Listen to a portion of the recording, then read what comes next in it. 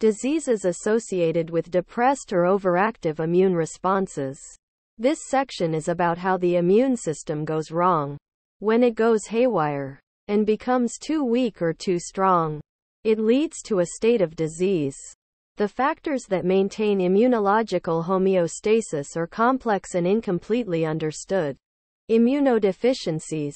As you have seen, the immune system is quite complex. It has many pathways using many cell types and signals.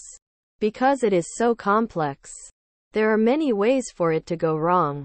Inherited immunodeficiencies arise from gene mutations that affect specific components of the immune response.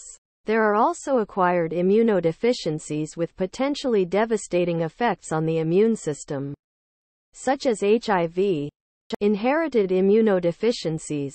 A list of all inherited immunodeficiencies is well beyond the scope of this book. The list is almost as long as the list of cells, proteins, and signaling molecules of the immune system itself. Some deficiencies, such as those for complement, cause only a higher susceptibility to some gram-negative bacteria. Others are more severe in their consequences. Certainly, the most serious of the inherited immunodeficiencies is severe combined immunodeficiency disease.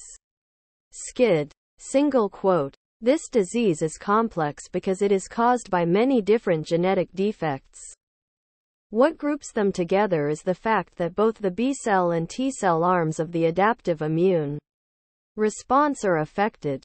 Children with this disease usually die of opportunistic infections within their first year of life, unless they receive a bone marrow transplant. Such a procedure had not yet been perfected for David Vetter, the boy in the bubble, who was treated for SCID by having to live almost his entire life in a sterile plastic cocoon for the 12 years before his death from infection in 1984. One of the features that make bone marrow transplants work as well as they do is the proliferative capability of hematopoietic stem cells of the bone marrow. Only a small amount of bone marrow from a healthy donor is given intravenously to the recipient.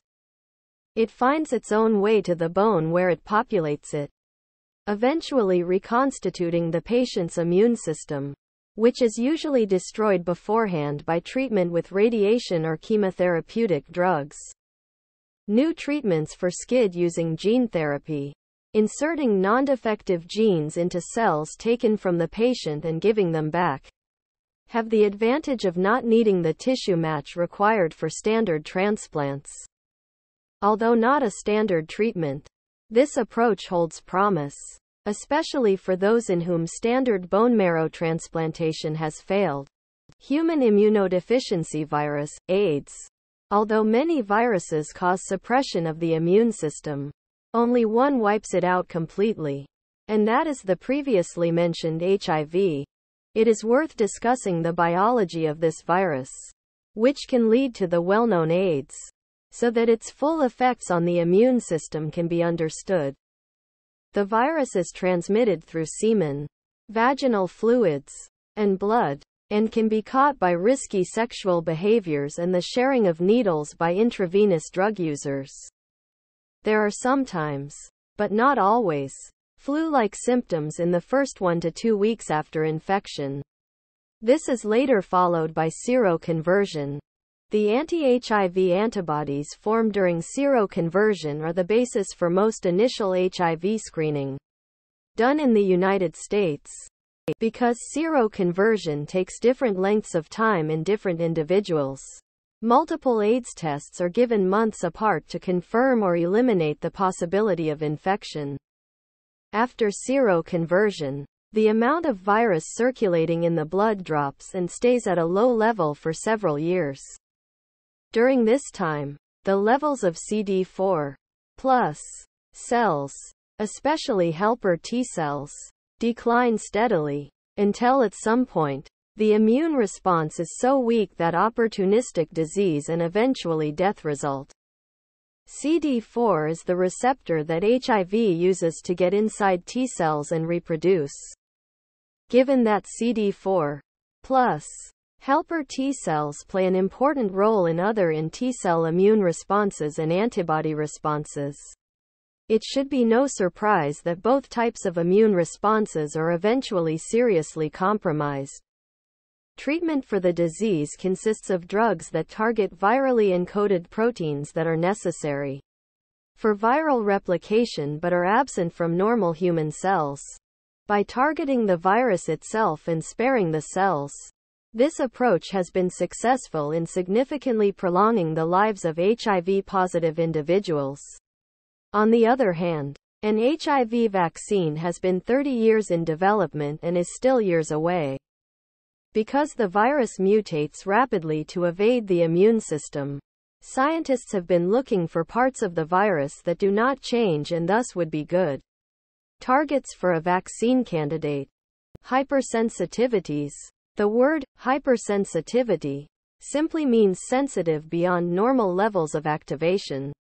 Allergies and inflammatory responses to non-pathogenic environmental substances have been observed since the dawn of history. Hypersensitivity is a medical term describing symptoms that are now known to be caused by unrelated mechanisms of immunity. Still, it is useful for this discussion to use the 4 types of hypersensitivities as a guide to understand these mechanisms. Figure 1. Immediate, type I, hypersensitivity. Antigens that cause allergic responses are often referred to as allergens. The specificity of the immediate hypersensitivity response is predicated on the binding of allergen-specific IgE to the mast cell surface. The process of producing allergen-specific IgE is called sensitization, and is a necessary prerequisite for the symptoms of immediate hypersensitivity to occur. Allergies and allergic asthma are mediated by mast cell degranulation that is caused by the cross-linking of the antigen-specific IgE molecules on the mast cell surface. The mediators released have various vasoactive effects already discussed, but the major symptoms of inhaled allergens are the nasal edema and runny nose caused by the increased vascular permeability and increased blood flow of nasal blood vessels. As these mediators are released with mast cell degranulation, type 1 hypersensitivity reactions are usually rapid and occur within just a few minutes. Hence the term immediate hypersensitivity. Most allergens are in themselves non-pathogenic and therefore innocuous. Some individuals develop mild allergies, which are usually treated with antihistamines. Others develop severe allergies that may cause anaphylactic shock, which can potentially be fatal within 20 to 30 minutes if untreated. This drop in blood pressure, shock, with accompanying contractions of bronchial smooth muscle is caused by systemic mast cell degranulation when an allergen is eaten. For example, shellfish and peanuts, injected by a bee sting or being administered penicillin, or inhaled. Asthma. Because epinephrine raises blood pressure and relaxes bronchial smooth muscle, it is routinely used to counteract the effects of anaphylaxis and can be life-saving. Patients with known severe allergies are encouraged to keep automatic epinephrine injectors with them at all times, especially when away from easy access to hospitals. Allergists use skin testing to identify allergens in type 1 hypersensitivity. In skin testing, allergen extracts are injected into the epidermis, and a positive result of a soft, pale swelling at the site surrounded by a red zone, called the wheal and flare response, caused by the release of histamine and the granule mediators, usually occurs within 30 minutes. The soft center is due to fluid leaking from the blood vessels and the redness is caused by the increased blood flow to the area that results from the dilation of local blood vessels at the site. Type E and Type E hypersensitivities. Type 2 hypersensitivity, which involves Ig-mediated lysis of cells by complement proteins, occurs during mismatched blood transfusions and blood compatibility diseases such as erythroblastosis fetalis. See section on transplantation. Type 3 hypersensitivity occurs with diseases such as systemic lupus erythematosus, where soluble antigens, mostly DNA and other material from the nucleus, and antibodies accumulate in the blood to the point that the antigen and antibody precipitate along blood vessel linings. These immune complexes often lodge in the kidneys, joints, and other organs where they can activate complement proteins and cause inflammation. Delayed type IV hypersensitivity. Delayed hypersensitivity, or type 4 hypersensitivity, is basically a standard cellular immune response. In delayed hypersensitivity, the first exposure to an antigen is called sensitization, such that on re-exposure, a secondary cellular response results, secreting cytokines that recruit macrophages and other phagocytes to the site. These sensitized T cells, of the Th1 class, will also activate cytotoxic T cells. The time it takes for this reaction to occur accounts for the 24 to 72-hour delay in development. The classical test for delayed hypersensitivity is the tuberculin test for tuberculosis, where bacterial proteins from M.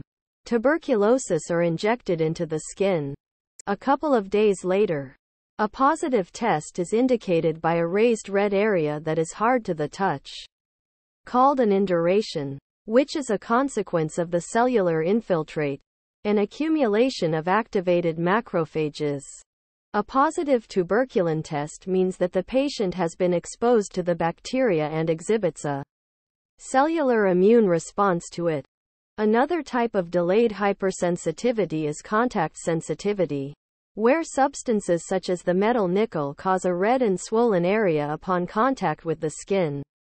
The individual must have been previously sensitized to the metal.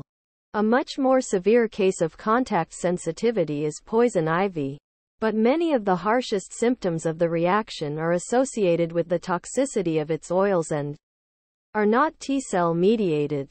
Autoimmune responses. The worst cases of the immune system overreacting are autoimmune diseases. Somehow, tolerance breaks down and the immune systems in individuals with these diseases begin to attack their own bodies, causing significant damage. The trigger for these diseases is, more often than not, unknown, and the treatments are usually based on resolving the symptoms using immunosuppressive and anti-inflammatory drugs such as steroids. These diseases can be localized and crippling, as in rheumatoid arthritis, or diffuse in the body with multiple symptoms that differ in different individuals, as is the case with systemic lupus erythematosus. Figure 2. Environmental triggers seem to play large roles in autoimmune responses. One explanation for the breakdown of tolerance is that, after certain bacterial infections, an immune response to a component of the bacterium cross-reacts with a self-antigen. This mechanism is seen in rheumatic fever, a result of infection with Streptococcus bacteria, which causes strep throat. The antibodies to this pathogen's M protein cross-react with an antigenic component of heart myosin, a major contractile protein of the heart that is critical to its normal function. The antibody binds to these molecules and activates complement proteins, causing damage to the heart, especially to the heart valves. On the other hand, some theories propose that having multiple common infectious diseases actually prevents autoimmune responses. The fact that autoimmune diseases are rare in countries that have a high incidence of infectious diseases supports this idea. Another example of the hygiene hypothesis discussed earlier in this chapter. There are genetic factors in autoimmune diseases as well. Some diseases are associated with the MHC genes that an individual expresses. The reason for this association is likely because if one's MHC molecules are not able to present a certain self-antigen, then that particular autoimmune disease cannot occur. Overall, there are more than 80 different autoimmune diseases, which are a significant health problem in the elderly. Table 1 lists several of the most common autoimmune diseases, the antigens that are targeted, and the segment of the adaptive immune response that causes the damage. Chapter Review. The immune response can be under-reactive or over-reactive. Suppressed immunity can result from inherited genetic defects or by acquiring viruses. Over-reactive immune responses include the hypersensitivities, B-cell and T-cell mediated immune responses designed to control pathogens, but that lead to symptoms or medical complications. The worst cases of over-reactive immune responses are autoimmune diseases, where an individual's immune system attacks his or her own body because of the breakdown of immunological tolerance. These diseases are more common in the aged, so treating them will be a challenge in the future as the aged population in the world increases. Make sure to smash the like and subscribe buttons to receive notifications all new contents.